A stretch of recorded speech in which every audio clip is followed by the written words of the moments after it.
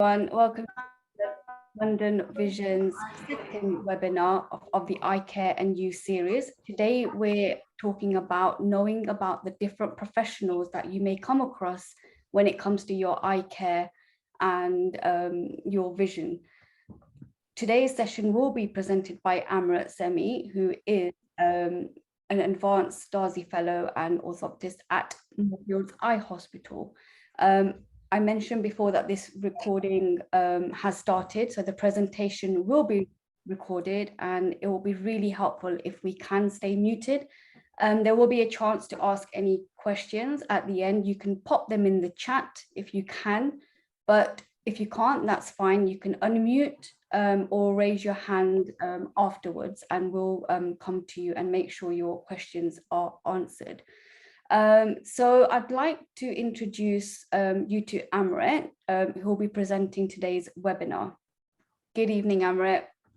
Thank you, Bhavini. Good evening, everyone, and thank you for attending today's webinar. I have got some slides which I'll be sharing, but don't worry, for those who have any visual difficulties, for your information, I will talk most of what's on the. There's no new information on the slides, so it's just for the benefit of those who would like some visual information. So I'll just share my screen. And feel free to introduce yourself, Amrit. I just whiz through that. No worries. So I'm Amrit Sehmi, so I'm an orthoptist, and also this year I've been a Darzi Fellow at Moorfields. So Darzi Fellow is for anybody who's a health professional or a medic who wants to move more into clinical leadership. But my clinical background is that I'm an orthoptist. So today I will be talking about the different eye professionals that we have in our eye world, and who you might come across if you were to come to the hospital for an eye test. So it's I think it's really important to know the difference, because I think sometimes people get confused and they would like to know a bit more. So if you have any questions afterwards, please feel free to ask, and I'll also share my email address if anybody wants to ask me any further questions after today's webinar.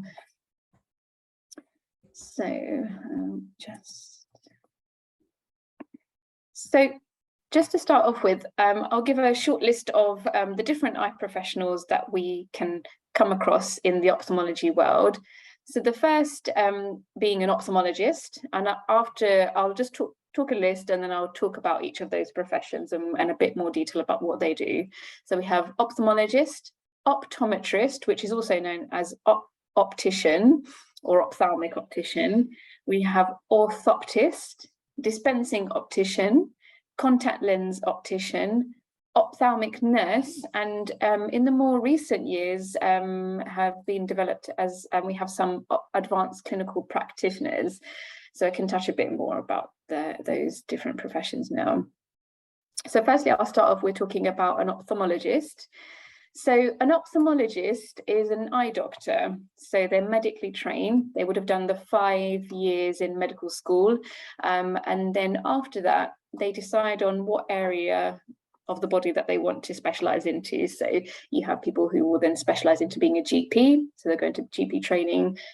Some people who are going to being a pediatrician, so they're going to be pediatric training, or you know, and there's different other areas, and one of them being ophthalmologists, so people who are interested in the eyes, and they go into the ophthalmology training. Ophthalmology training is again much longer after than doing your medical training, so you have a few years training as a junior eye doctor, and then you can go on then to become a fellow and then a consultant if you wish to in that area. In ophthalmology, we have lots of different aspects of the eyes. So you will have an ophthalmologist that might specialize in children, so in pediatric eye conditions. You may have an ophthalmologist who specializes in eye conditions that are related to brain disorders, and that's called a neuro-ophthalmologist. You may have an ophthalmologist that specializes in problems like lumps and bumps, and thyroid eye disease, which is called an adnexal ophthalmologist.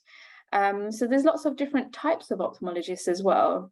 And depending on which where you may see that ophthalmologist, it depends on, some of them are a bit more generalized, and some hospitals like Moorfields, we have very specialized areas. So very dependent on the eye problem that you have, depends on the different type of ophthalmologist that you see.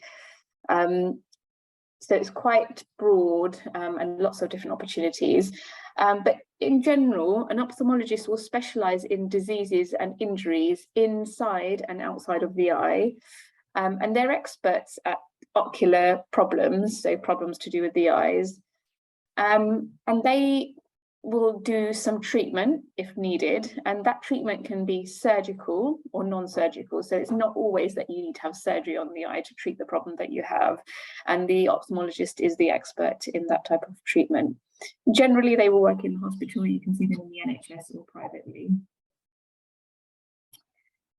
So next we have optometrist, and like I said, optometrist has a couple of different names. So optometrist, optician, or ophthalmic optician. And optometrists essentially are experts at assessing whether you need glasses or not. And that's called refractive error. So they are experts at correcting visual defects when it's to do with whether people need glasses or not. And so therefore they prescribe glasses or contact lenses. They also are experts at checking the health of the eyes. So as well as having an eye test to see whether you need glasses, the optometrist can also check the health of your eyes to see if there's any underlying other problems that can affect your vision. And they can also manage minor eye conditions. So if you were to go and see an optician in the high street, in your opticians, you'll have your eye test to check whether you need glasses. They'll also, as a routine, be expected to check, the pressure of your eyes, the health of the back of the eye, at the front of the eye, and therefore they might pick up something that they might be able to treat themselves. And if they can't treat it, they will be able to refer you to a specialist who will be able to treat it. So it's not always that to be referred into a specialist, you have to go to your GP. When it's to do with an eye problem, if you go to an optician, they can also refer you to the hospital for your eye condition if needs be. And therefore, so an optician not only just works in the high street in, Specsavers or Boots or any other high street optician, they also do work in the hospital. And regardless of where they work, they are all trained in the same way. So they all do a 3-year degree at university, and then they have 1 year pre-reg placement before they are able to then go out and work. And that can be either in the hospital or in the high street opticians. And some optometrists do what we call domiciliary work, and that is where they can go home to do eye tests. So quite often for those who are disabled, unable to leave the home, and elderly people, and they were doing that quite a lot during COVID because of the difficulties where people had and they couldn't come outside. And depending on how old you are, depends on the type of eye test that will be done as well. So quite often people don't know, and they're quite surprised when we say that we can do an eye test on a baby. And we can do an eye test regardless how old you are. But it's not always that can be done in the high street. So the optometrists in the high street are more used to seeing children who are over the age of 4, so at school age and when they know their letters, but they can also do eye tests on children who don't know the letters by showing them pictures. And sometimes they might struggle to do an eye test under the age, and they might refer them to the hospital for an eye test, where we're more used to seeing younger children, and we can do eye tests on children by putting drops in their eyes. So for any of those who have been for an eye test before, you might know that it's actually quite difficult to sometimes have the eye test done and say whether you think 1 is clearer or 2 is clearer. And you can imagine how hard that will be for a child, especially under the age of 6 years old. Sometimes we have to put drops in their eyes, which allows us to accurately tell whether they need glasses without relying on their responses. And we can do that on a baby. So when they come to the hospital for an eye test, we can quite often do that. Some opticians actually are also confident at checking in the high street, children who are very young, so they might do that, but regardless, even if they're confident, they will still refer the child if they're very, very young, under the age of 4, just to get the ophthalmologist to double check everything. So that's an optometrist. The next I'll be talking about is a dispensing optician. So dispensing optician, they are experts in advising on and fitting glasses. So once the optometrist has prescribed the glasses and advised what prescription you need, you will then see a dispensing optician who will tell you the type of lenses that you need. They will help you choose a pair of glasses that not only look nice, but also fit well and also suitable for the prescription that you have. So believe it or not, it's actually very important to have a very specific pair of glasses depending on your prescription, because if you've got a very high prescription and you're very short-sighted, if you have a big pair of glasses, then the lenses will come out very thick. And if you need varifocals, which is where you have different prescriptions in one lens, it's very important to choose the right pair of glasses. And obviously for children, it's really important to have very good fitting pair of glasses. So that's where the dispensing optician will come in with their expert skills. And so they're well knowledged on taking frame measurements, adjusting glasses and repairing glasses and etc. And they will predominantly mostly work with the high street opticians, but also we have some hospitals which have dispensing opticians as well. So contact lens optician are experts in contact lenses. So they are well qualified in fitting contact lenses and also caring for patients after they've been given contact lenses, and also advising and teaching people how to use contact lenses. It's not a very easy thing to do if you've never done it before. So they will spend a very long time with the patient advising how to put them in, how to clean the lenses and how to care for them. They are also trained at checking the health of the front of the eye to ensure the stability when wearing contact lenses. So when you're wearing contact lenses, because you're putting something in the eye, it's really important to make sure the eye is staying healthy. We're not misusing contact lenses. So that the contact lens optician will advise on that, and they will check for that. And to be a contact lens optician, you have to train as a dispensing optician first. So that is a separate undergraduate degree, and then you can then specialise in being a contact lens optician afterwards. The contact lens optician can also refer to an optometrist, or they can also refer to the hospital if they have any further concerns and they want that patient to be seen by anybody else. So now we'll move on to orthoptist. And orthoptists are basically experts at diagnosing and treating eye movement problems. And we assess how the eyes work together as a pair. So we look at binocular vision. So binocular vision is when you are able to use both eyes together. And when you can use both eyes together, you may be able to see 3D vision. So we're experts at assessing for that. We're also able to assess vision in lots of different types of people. It can be quite challenging in children to assess their vision. So we're experts at assessing vision in children and babies, as small as babies. And as surprising it is you can assess vision in children who are non-verbal and people who are non-verbal, so we can assess that as well. And also those with people with special educational needs.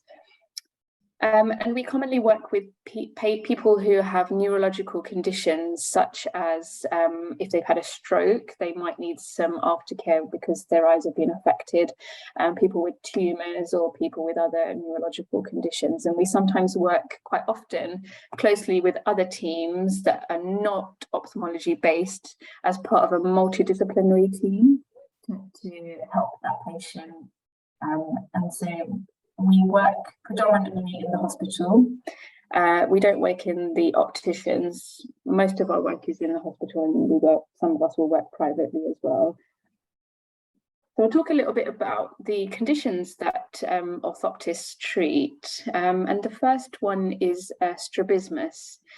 So a strabismus, another word for that is squint. And this is basically a misalignment of the eye. So I've got two photos here. One of them is we have a child who has one eye that is straight and the other eye is turning inwards. So that's what we call a convergent squint, an eye that turns inwards. You can also get an eye that turns outwards. So one eye is straight and the other one turns outwards, and that's what we call a divergent squint. You can also have vertical misalignments of the eyes as well. So where one eye drifts upwards and the other one is straight, or vice versa. And a squint, another way of thinking about what a squint is that they may not have any ability or a very poor ability to use the eyes together. And this can occur at any stage of your life. So it could occur from birth. So a child could be born with a squint. It can occur later on in life, in childhood, or it can even occur in adulthood. And depending on when a squint can occur depends on how it might affect your vision. So if a child is born with a squint, they won't actually see any differently to a person who doesn't have a squint. But if you develop a squint later on in life, you might see double vision. And the reason for that is when we're children, our brain is very good at ignoring a problem with the eye which affects your vision. So if you have a squint, one eye that is straight, the brain will still see that image, and the other eye, the brain will ignore that image. And so you don't see double vision. But if you develop that later on in life, especially as an adult, your brain won't be able to ignore it and you may get double vision, and that can be quite troublesome. And if that does occur, it could be the result of a problem with your health. So for anybody who does have double vision that has suddenly occurred, it's really, really important to get that looked into. So I would advise to go to the hospital for the optician in the high street, or go to your GP and they can assess it and then refer you urgently, or you can even go into A&E, an eye A&E. We have one at Moorfields. So that's just a little bit of background about a squint, and there's lots of different types of causes. There's lots of different causes for a squint. So one of the causes is maybe that you have poor vision in one eye. So that's a common cause of when children develop a squint. So the first thing that occurs is they might have poor vision in one eye, and because their eye is not seeing, the natural tendency would be for the eye to just wander off because it's not being used. Some adults might have poor vision, and over time, because they have poor vision, the natural tendency is just for the eye to wander off because it's not really being used. Some children develop squints because they need glasses, and because therefore they need glasses, they're not seeing well, and then they develop the squint. And also, like I explained, it could also be because of poor health. So another important condition that I thought I'd mention that as orthoptists we look at is a lazy eye. And quite often a lazy eye and a squint, the terms are confused. So a lazy eye is quite often confused as being when you have a squint, but that's not the case. So a lazy eye is when you have amblyopia, what we call in clinical terms. And amblyopia, or a lazy eye, is when you have poor vision in one eye compared to the other. So you have one eye that sees very well and the other eye doesn't see very well. That's what we call a lazy eye. And this most commonly occurs in childhood. And if it does occur in childhood and it's picked up early, we can treat it. So it's really, really important to know that if a child is suspected to have poor vision in one eye, the earlier they get seen by an eye specialist, the more likely we are to be able to revert the problem and make their vision better. So if we treat them under the age of 7 years old, we are likely to be able to improve their vision. And the younger they are, the more likelihood of it getting better. And the older they are, the more they are closer to the age of 7, the harder it is to improve their vision. And the reason for that is because we have a critical age from the age of 0 to 7 years old. So if there's something wrong with a child within that time, it's really a critical time to be able to make their vision better. And the way we treat lazy eyes or poor vision in one eye or amblyopia is by putting traditionally we used to put a patch on the good eye to make the other eye see better.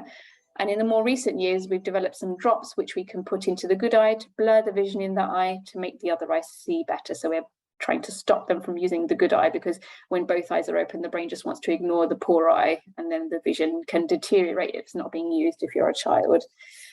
So the possible causes of a lazy eye or amblyopia is a squint. So if your eyes, so similarly, like I said before, if you've got poor vision in one eye, that can cause a squint. So it can make the eye wander, but vice versa. If somebody has a squint, so if a child has a squint and it's in one eye all the time, the brain starts ignoring it and the vision can get worse. So for any child, if you notice that the eyes don't look straight, or you think that the eye they're not seeing, try and get them seen by one of us as soon as possible. So you can take them to the optician, or you can take them to the doctor, and the doctor can refer them in to us in the hospital. Other causes of lazy eye is a droopy eyelid. So if the one eyelid is droopy, it's covering the eye, it's stopping light from getting into the eye, and so the vision doesn't develop.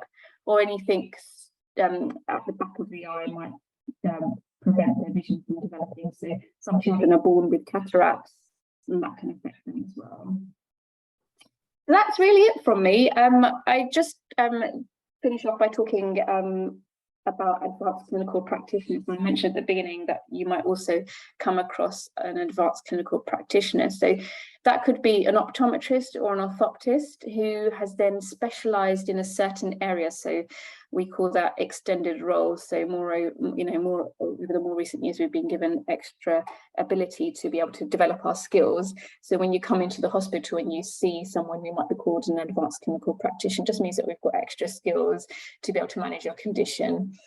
And when you come into the eye unit, into the hospital, you typically will see either an orthoptist first if you're a child, or a nurse, ophthalmic trained nurse, and then you'll see an optometrist who will check the vision, check the prescription whether you need glasses, and then you may or may not see an ophthalmologist. So it's not always the case that you need to be seen by an eye doctor. And if you're an adult, you might see either of those three as well. So that's just a bit of background, and hopefully it's become a bit clearer, if it wasn't before, about the different types of eye professionals. And if anybody has any questions, I'll be really happy to take any questions.